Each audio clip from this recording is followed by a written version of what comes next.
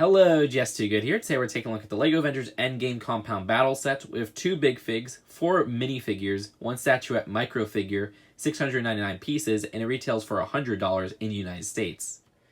So we'll start with Thanos, a big fig, and this is a new version of Thanos, different from last year's for the printing alone. The pieces are still the same, like they didn't make any new molds for Thanos. Now, there are some printed armor pieces on the side arms, on the front torso, as well as this top part of the torso, and as well on top of the helmet. I do like how he's smiling this time around, because I don't think we've gotten a smiling Thanos before. And he has some more of that armor printing. You'd actually compare him to last year's version to see the differences. Of course, these are the 2 MCU versions. But what I don't like is that this is still an out-of-date piece with this helmet, because the helmet in the movies doesn't have these 2 kind of ugly looking side parts, and they tried emulating the helmet design in the movie and they just kind of printed it on there. You really need a 3-dimensional look for that, in my opinion. This kind of extends to how the torso looks, where it looks really ugly, and the armor design in the movie is more of like a connection of this with the gold, but they just kind of print the gold onto the gray base. It doesn't look right, in my opinion, and it looks pretty bad. Now, he does have this hammer. It's not the Thanos butter knife from last year, so it's kind of sad not to see that return, but the hammer build is kind of cool, I guess. And you could replace his arm, or sorry, more specifically his hand, for the Infinity Gauntlet, which they do include in the set with only 2 stones. We do have this stone from the $20 set of the Infinity War, and then this stone from the $100 set from my understanding. So not the worst choices on there, but it would be nice to have gotten all the Infinity Stones, but I could see why people would have been ticked off about that, because a lot of people just bought certain sets just to get those particular Infinity Stones. There's a new Hulk minifigure as well, which this design uses the same pieces from the Age of Ultron line, our first MCU Hulk since Thor Ragnarok, from my understanding. The design of this does have blue pants, which is kind of a nice change up. I do like the printing on the blue pants as well, which they didn't really have to include, but it's nice that they did. And I like his face print, where just like Thanos, he is smiling.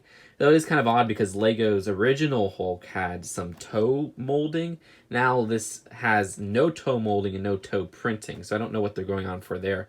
Because I know the Age of Ultron ones had toe printing, so I don't know. But it's just a little detail I noticed. The Iron Man of the set is actually exclusive. I didn't notice this at first. I thought they just replaced the arms with pearl gold arms, but the torso print and leg printing is slightly different from the Mark 50. You can see the differences right there. This is the Mark 50. I'm not going to comment what suit number it is. Maybe it's just an upgraded Mark 50, because yesterday's Whole of Armor was a fiasco, and I apologize for all the mistakes in that video. I especially like the back of the torso print here. That looks really cool, and it's one of those torsos where you could reverse the arms and just use it as a front as well. And you could, of course, lift up his helmet and see his face print underneath, which he has a little display there. And then he has a more confident smile at the front. Same face print they use with the Tony Starks and the Endgame sets in general. And LEGO also included accessories with the power blasts, which if you push on those, they go flying, as well as the cylinders on the bottom to deck out your Iron Man. And the Nebula minifigure of this set has a new face print, the Quantum Realm suit as well, with the torso and legs that appear in a lot of the other Avengers Endgame sets. You do have some nice back printing on the head and torso as well. And they also give Nebula's katana as a weapon. There is a statue-like micro figure in this set of Ant-Man. I freaking love that, because it's Ant-Man in his Quantum Realm outfit. Now, we did get one of this scale before in the airport battle set, but of course this is the updated suit, so that's really cool. And the coolest part is that you get 2 of them, one as an extra piece. The Captain Marvel of this set is the same exact variant from the Captain Marvel movie set, which makes me really disappointed, because there's so many cool variants to her that just using the same one in both sets is kind of a lame decision. I mean, I guess that's more of a problem with the Captain Marvel movie set, because there's a lot more variants in that movie than I'd imagine in Endgame. But you could see her face print on this side is not really that much of a smile, but more of a neutral look. And the set actually corrects the colors of Captain Marvel's blasts, while they're orange instead of blue, which they were blue in her own set. So that's more accurate to the movie. And yeah, it's a nice stand to display her on, and I don't mind the use of these pieces that much here. And finally, we have an Outrider, which, yeah, these come in most of the Endgame sets and a lot of the Infinity War sets. So it's just like, okay, more of these guys. But they're good army builders, so I don't mind too much. There's some extra printing that could be seen once you remove that neck attachment. The prints and everything in the set are the same from the Infinity War sets, and these guys come in a lot of the Endgame sets as well, so it's nothing exclusive or rare. So here is the set's build, and let's take a look at this right side of the building, probably my favorite part of the whole design. So with the exterior, I love the angle that these windows are on and how that's built up. And you are greeted with this nice passcode system at the bottom. And that actually uses a printed 1x1 tile. You could open the door just like this to get inside the facility. While there isn't too much detailing on the inside, this right part has a computer with one of those printed 1x2 keyboards. Also, this newer book piece / they've used it for like computer tablets and whatnot. And that has a sticker on it. You could actually move that screen up and down if you'd like, and you could swivel it as well. On this left side, they do have an identification pad, which I love how it has a little Lego hand right there, and that is a sticker. This is the infrared security section with the Infinity Gauntlet.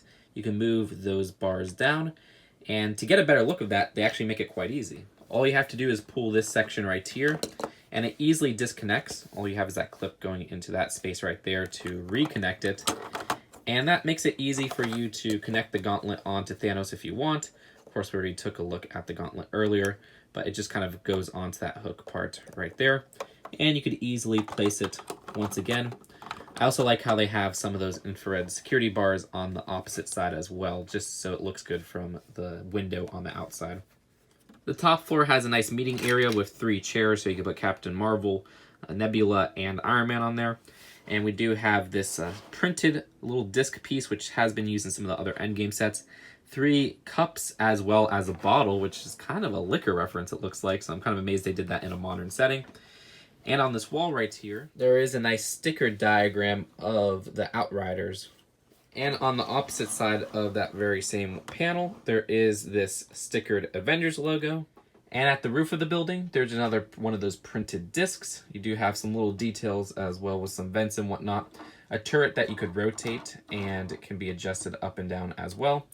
And you have push missiles, which if you push down, those go flying. Last time I played with one of those, it almost shot my eye out. And from there, you would think that the facility and the garage are both connected via some Technic pins and whatnot with this bridge part, but no, you can't really separate them easily, and it's all meant to be held in one piece.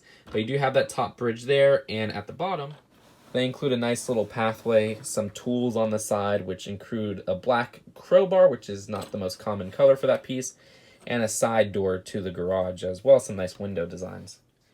And that leads us to the garage, which has a helicopter on top, the car on the bottom, which we'll look at those once we finish the whole compound. But for now, let's remove them. And to remove the car, you could easily lift up this garage door and push up this bar right here. And it's ready to get out of the compound. And with that out of the way, we have this little translucent orange satellite dish, which I actually quite like the coloring on that piece. You can move that and position that as you'd like, as well as swivel it around. Also, there's some lights at the gate as well, and just some little details there. There's also some stickers on the road right there on those 1x6 tiles. And on the side, there's just this open gap right here. I guess that's for kids. If they don't want to push it from the back, they could push it from the side right here and play around and put their characters there, because this top roof doesn't lift up, but it does look so vacant.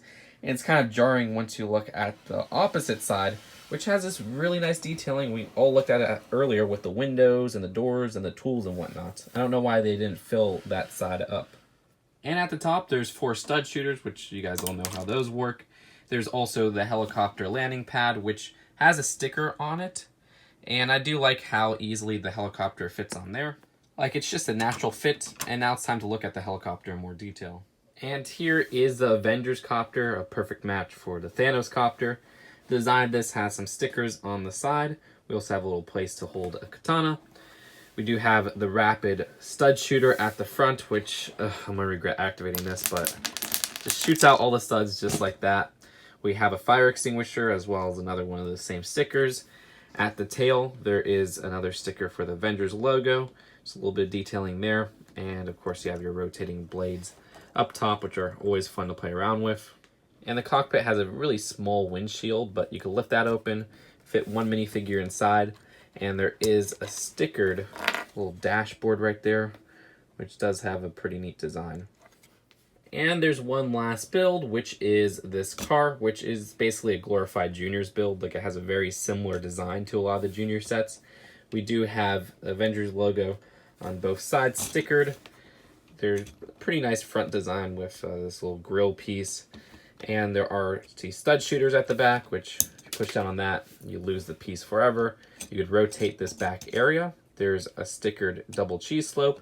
And there's enough space for one minifigure inside, which you also have a steering wheel in there. And even a little handle at the back of the vehicle and a stickered license plate. But that is it for the build of the set. Let's take a look at the packaging and then the final verdict. As for the box, it's a big boy, so it barely fits in my display, but that is the $100 box size, which also has some phenomenal side artwork of LEGO minifigures and some set details at the back. The instructions themselves are pretty thick, and at the back there's an ad of the rest of the Avengers Endgame sets, or not the rest, they're also missing the Hall of Armors, and we have Marvel Superheroes 2, which says available now, though it's rating pending, which is kind of funny. So overall, this is one of the sets that I do like of the line. A lot of people were actually hating on this one and liking the Hall of Armors, but I'm kind of swapped there. This build, I love this right section right here, which is a good chunk of the build, thankfully. But when you get to the left section, it really is just a garage with some vehicles that, while they're not like the worst looking things, they're just not super memorable. Like when you think of the Avengers, you don't think of a helicopter. You don't think of this little car build right here, which is simplistic but not totally juniorized per se. It's just something that I would have rather them expand the interiors of this and maybe nix that whole garage idea in general. Now, the builds of the minifigures are interesting choices. I don't know if I like all of them. Captain Marvel being the same in both sets is super disappointing because she has so many variants, and it just sucks that it's the same one. The Outrider is once again a throw-in. I don't mind getting multiples of them, but it's not a big deal. It's not an exclusive figure to the set. Nebula has a small variant to the face. Iron Man has a small variant to the suit. And Hulk and Thanos are two big figs, so that definitely raised the price. And I don't think it's bad that they included two big figs in a set. I actually really like the Hulk.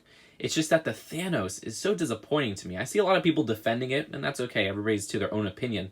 But the fact that they printed on the armor detailing, they didn't update that helmet, which is still an out-of-date part because of those little side designs, it just doesn't look right to me. Yes, I would have had a non-armored version of Thanos, but even if they went with the armored version, at least give us a new molding altogether, because this version is very unsatisfying with its 2D appearances. Either way, I'd rate this one a C+ overall. For $100, now that I have it all built, it does look like it's almost worth the price in terms of the content of the set. But when you take a look at what content is specifically included, not just the volume of the set, there are some really odd and disappointing choices, if I had to be honest. Alright, I'll stop rambling on with the set, but what do you guys think? Leave your thoughts in the comments below, and I'll see you guys later. Peace out. Bye.